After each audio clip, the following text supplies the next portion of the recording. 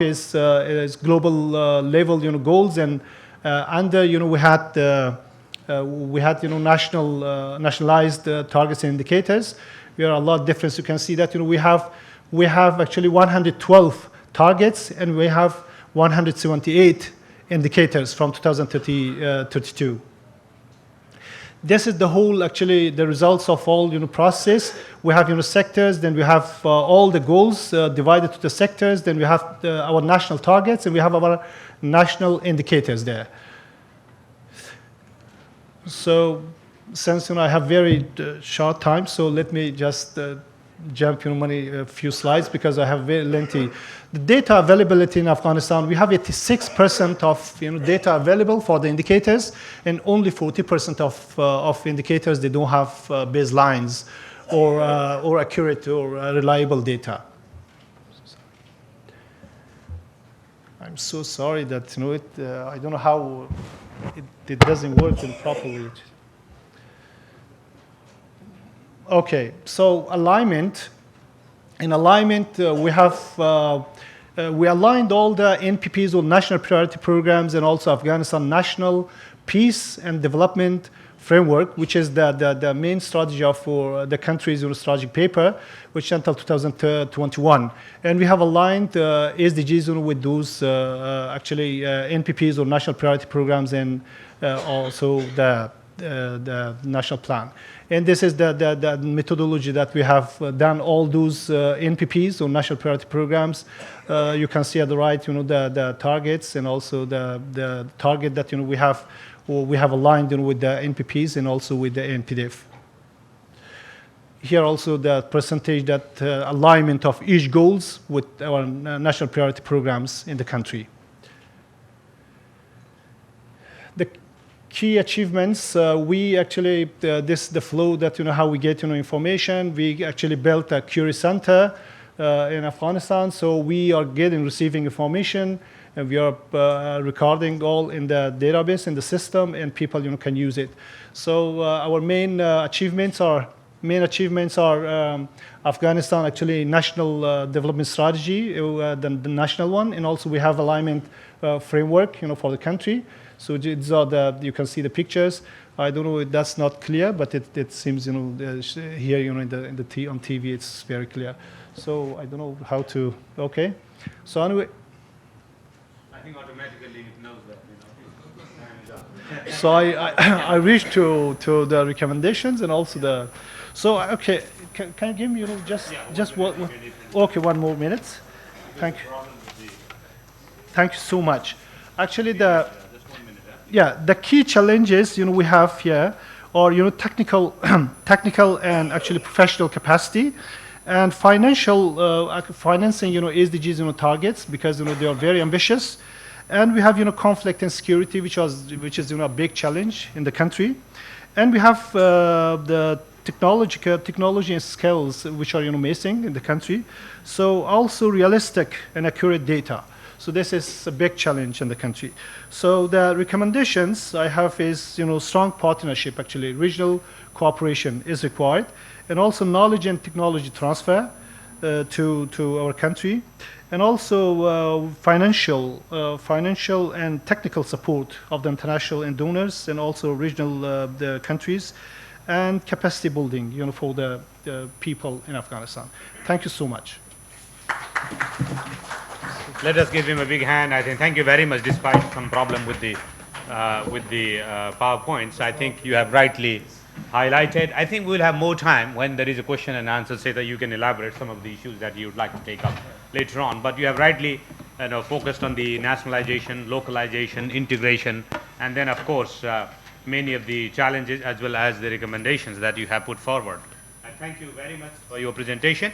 Now I would like to move on to the next panelist, Mr. Mahmood Mizanur Rahman, Deputy Secretary, ERD, Ministry of Finance, Bangladesh.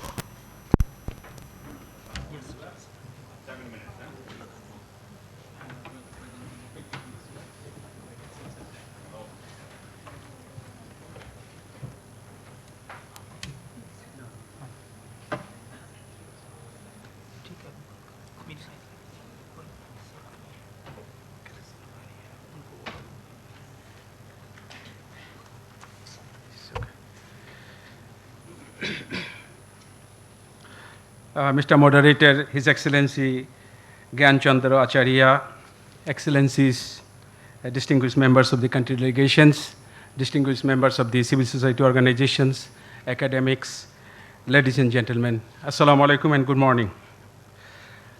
At the outset, we express our very sincere appreciation to the UNESCO South and Southwest Asia Office for the invitation to this forum on SDGs. We also appreciate the collaboration and support of the Government of India in general and Niti Aayog and RIS in particular for hosting this important meeting. It made its repeated mentioning that the adoption of MDGs was a watershed moment in the human history for the whole international community joined for the first time together to steer and support a global package for development of the poor people of the world. MDGs were indeed turning points. Despite constraints and mixed results, MDGs successfully contributed to sustain a strong global momentum for more comprehensive development across the world. Building on the success and lessons learned of the MDG regime, the international community again endorsed the SDGs as a global development trajectory for all countries and people of the world. The 5 Ps of the SDGs have successfully encapsulated the architecture of a human well-being centric and nature supportive development model.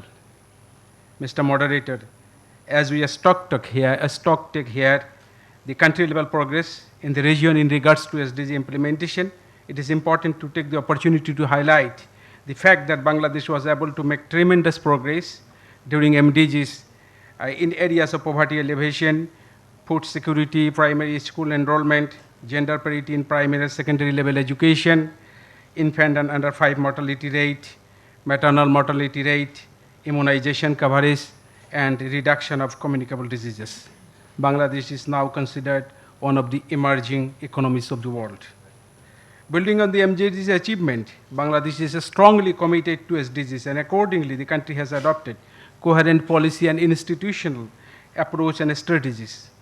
SDGs are supported by different strategic policy documents, such as the current 7 5-year plan, which is the principal development strategy of the country, a national sustainable development strategy, a national plan for disaster management, so on and so forth. Recently, we have adopted a national delta plan, which is almost for 100 years. Alongside this policy support, the government has created dedicated institutions to steer SDG implementation. The Office of the Chief Coordinator SDG Affairs at the Prime Minister's Office is dedicatedly working to monitor SDG implementation in the country. Secretaries of different strategic ministries are members of the Interministerial Committee on SDGs Implementation and Monitoring, which is headed by the Chief Coordinator. The Interministerial Committee also involves the civil society organizations, private sector representatives, academics, in order to make all our efforts inclusive and partnership-based. Mr. Moderator, in this August gathering, it is important to share the practical progress on SDGs implementation in Bangladesh, apart from policy document and institutional arrangements. As a first step, the government mapped the roles and responsibilities of each ministry and division against SDG targets and the SDG targets and the indicators. And the responsibilities and the SDG targets have been aligned with the National Development Plan. Ministries and divisions have been identified as lead, co-lead, and associate of the goals and targets. Data would play an important role in tracking progress of implementation, and accordingly, a data gap analysis has been done, and follow-up actions are underway to address data gap constraints. On the top, the government has developed a national action plan for SDG implementation. Another important progress is that a financial analysis for SDGs implementation has been done, and it projected that $928.48 billion would be required as additional finance to implement SDGs in Bangladesh. In other words, over $66 billion annually we will need. Bangladesh has been the first round VNR country as it participated in the 2017 review. This July, the government organized a national conference on SDGs to stocktake the progress. Government has also undertaken 17 special initiatives, popularly known as the Prime Minister Sheikh Hasina Initiative, to support SDG implementation in the country. M&E framework for SDGs is another important progress. In order to assess the progress of implementation, a web-based SDG tracker has been established. This is a publicly accessible web portal so that the general people can also monitor the progress of the implementation. Mr. Moderator, Bangladesh has been pursuing an inclusive development trajectory that aims to ensure the benefits of the last mile people. The country is strongly committed to the core values of SDGs, that leaving no one behind, and as such, it maintains a whole of the society approach in all its development interventions. Civil society organizations, private sector, and other non-state state actors are strong partners of the government, ensuring a collaborative approach to SDG implementation in Bangladesh. Moving forward, we all agree that despite global commitments, all countries are exposed to several constraints to SDG implementation. Financing and national capacity would be the key issues that warrant serious attention of the international community. For Bangladesh, private sector is expected to play a pivotal role in this long journey. The government is creating opportunities for the private sector investment, particularly through establishing 100 economic zones countrywide and high-tech parks, several high-tech parks. However, we need a strong partnership between different development partners and private sector to garner the additional resources that we will require for SDG implementation. While we understand the challenges stemming from our domestic front, it is more important to look at the current global regime. It seems now that the current global regime is faltering to deliver on the great promises. Since this forum is being organized in the lead up to the next high-level political forum and the Asia-Pacific Forum on Sustainable Development, both in 2019, we underscored that the current trade regime and the political order must be supportive to the core essence of SDGs. Bangladesh has been a victim of climate change. The country also suffers from the problems of others. It is increasingly becoming a major challenge for the country to maintain over 1 million Rohingya people. SDGs demand a just and fair global and regional order, to say the least, if we want to live up to our commitment. Mr. Moderator, as I conclude, I take the opportunity to reinforce that a sustained and fair partnership approach at different levels, from regional to global, could play an important role in sustaining the momentum for the Agenda 2030. We should also demonstrate our strong commitment to the fact that every individual has a right to have a decent life, and we cannot afford to retreat from this commitment. Leaving no one behind should not continue as a mere political and developmental slogan, but it must create a true appeal to all of us. People living in poverty in all countries always look to the outcomes of our meetings and gatherings. I sincerely hope this meeting will contribute to graduating the poor people from the grip of poverty and the host of structural injustices. Thank you all, ladies and gentlemen. May our dreams come true. Thank you very much. Thank you, Mr. Mohammed Mizanur Rahman, for highlighting why SDG is important for all, but particularly for countries like Bangladesh, and also institutional mechanism. We have heard this is coming from two countries already. The PM is already taking the lead role in all these two countries, both Afghanistan and Bangladesh, and mapping the role of each ministry and the importance of the, the strong, and you said it, sustained and fair partnership of all, not only within the country, the international dimension of it. So thank you very much for that. Now I would like to invite Mrs. Sonam Soki, Program Coordinator, Development Cooperation Division, Gross National Happiness Commission, Bhutan. You have the floor, Madam.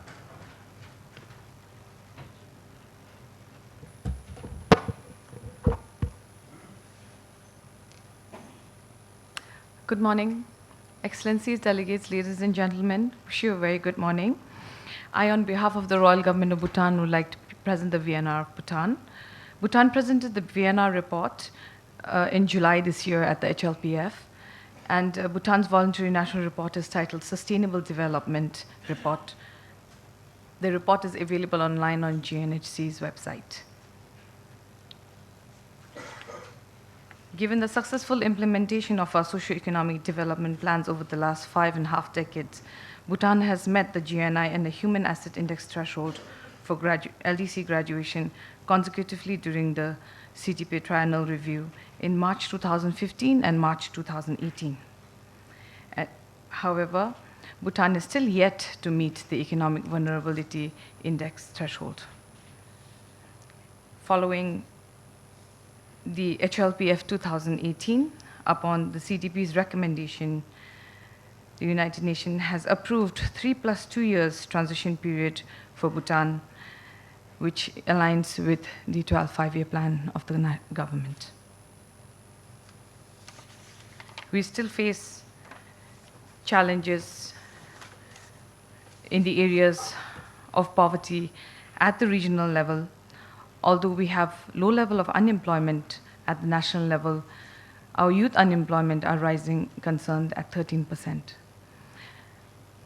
Our huge dependency on hydropower and its impact, vulnerable impact of climate change are our main challenges right now. And the last mile challenges in health and education, like any Southeast Asian region countries, remain for Bhutan as well. Accordingly, our 12th five-year plan, which has commenced 2018 and will end in 2023, has been formulated to ensure a smooth and sustainable LDC graduation and to leave no one behind. The integration of SDGs into the national planning framework has been fairly a seamless process for the government of Bhutan, as both SDG and our development philosophy of GNH advocate Bhutan and planning-centric as the core of development strategy. There is a high level of SDG integration in our national planning framework due to a strong institutional arrangement put in place for SDG implementation. GNH